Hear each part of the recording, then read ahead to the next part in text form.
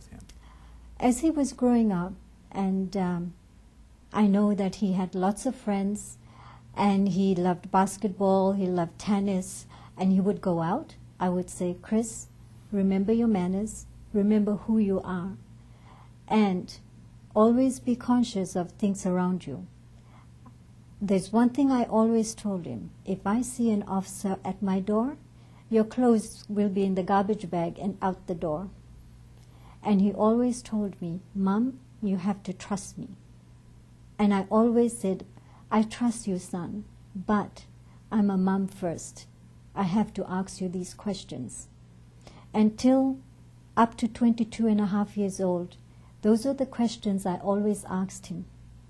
Chris, how are you? How's things? I knew who his friends were, what he was doing, who he was going out with. And if you read all the tributes online about Christopher, he had great friends.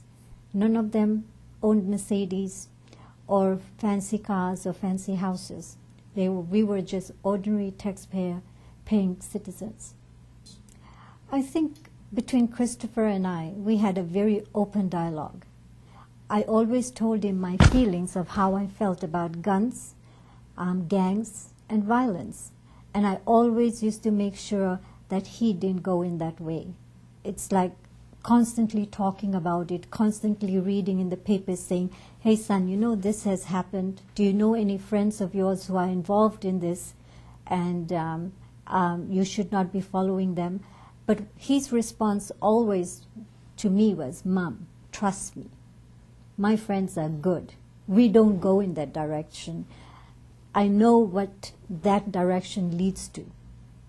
That's what he always used to tell me. But I always constantly kept a check on him. But the very thing, like guns, violence, and drugs, that I used to protect him from and we used to talk about, took his life away from me. What is it like to live here now? It feels like the door will open and he will walk in.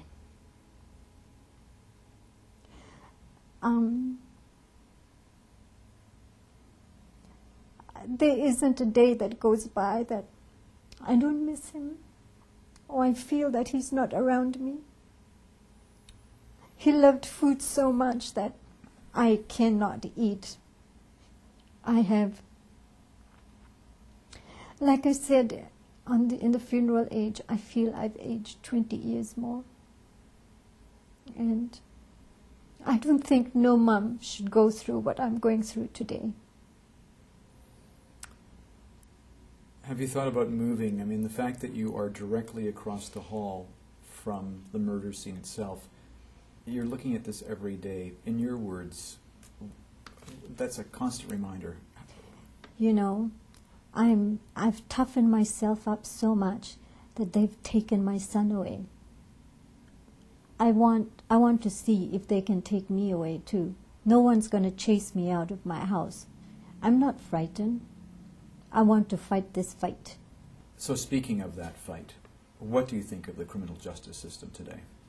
I'm really appalled with the criminal justice system. I think the RCMP and the integrated homicide team can do so much. They can investigate, they can bring these criminals forward to the justice system, but if the justice system just slaps them around and gives them a revolving door and lets them go, this is what we get.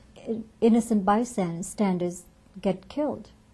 And I believe that the justice system needs to wake up and smell the air outside, get out of their chambers, and get into people's minds and think like people think. And I also believe that the justice system, the judges themselves should be elected so they are accountable to the people. I'd like these criminals to be put away for 15 years or more so they're not out amongst us. And I mean, just like in the U.S., 3 strikes and you're out. We are giving the criminals a slap on their hands. Seemingly, their civil liberties are more important than the civil liberties of the ordinary people at large. What about us? What about our rights? Why don't we have rights? Why can't we be free on the streets? If you were able to put some questions directly to Stockwell Day, what answers would you demand? What actions would you want? I really cannot wait for the C2 bill to be passed. I'm waiting anxiously. I believe the Conservative government is doing the right thing. They're going on the right path. And I need the leaders of all the other parties to come collectively together, because it is the voting public that votes these leaders into the parliament. And just being together and seeing they're doing something about this gang war, I think the next general election, the leaders will be praised for what they've done together, rather than bickering amongst each other.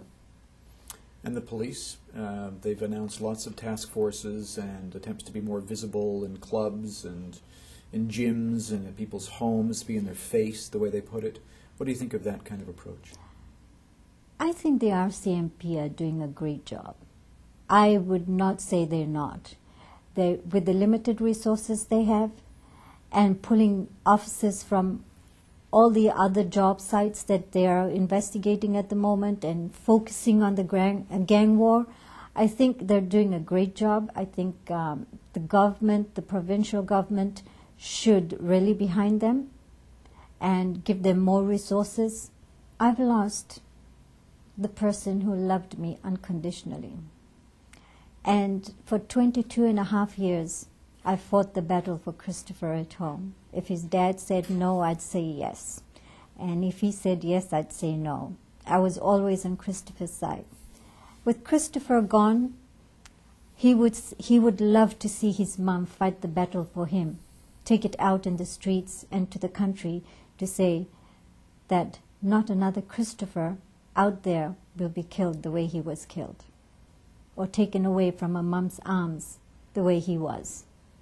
I am prepared to take this battle well ahead. If we only think that, oh, the gangsters are killing each other and it's okay, but you always have to think that it may be one of your own loved ones who may be killed along the way, as Christopher was.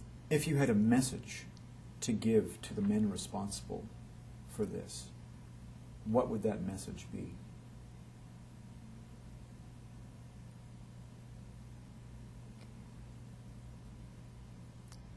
Is that when you enter the homes of other people, you have to think what they are doing to the families.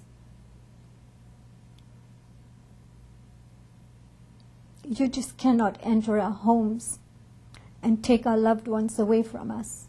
It's not right. If you have, your life is your life. But don't come into our lives. Stay away. Get reformed. Get cleaned. Dirty money leads to dirty life. And you will be killed in light of that. I'm sure they have parents out there who are worried about them. I think parents need to ask the tough questions for their children. Where is all this money coming from?